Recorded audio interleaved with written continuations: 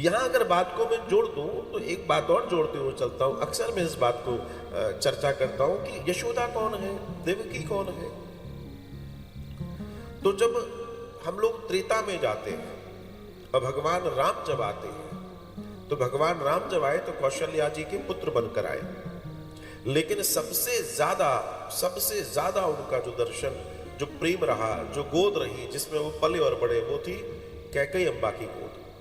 तो जो कैकेयी अम्बा की गोद में वो पले और बड़े थे, कैकेयी के पास सिर्फ सब कुछ था जिसकी गोद में राम हो, जो बैठकर राम को रोज भोजन कराती हो अपने हाथों से।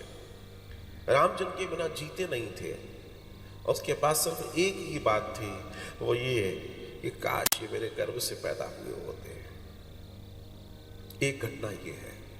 दूसरी घटना, जब भगवान वनवास चले गए थे, जब भगवान विश्वामित्र जी के साथ चले गए थे और एक लंबे समय के लिए गए थे, तो लौट कर आए तो जरूर सीताराम होकर आए, लेकिन जब आए तो आपने देखा कि कौशल्या उनको अपने साथ कक्ष में ले गई थी और अंक में भर लिया था और रो रही थी और कह रही थी कि मैं तुमसे कहती हूं, विधाता से बोल देना, जितना समय तुम्हारे बालपन को मैंने नहीं निहारा है, तुम्हारे बालपन के साथ मैंने नहीं जिया है, वो समय मुझे चाहिए।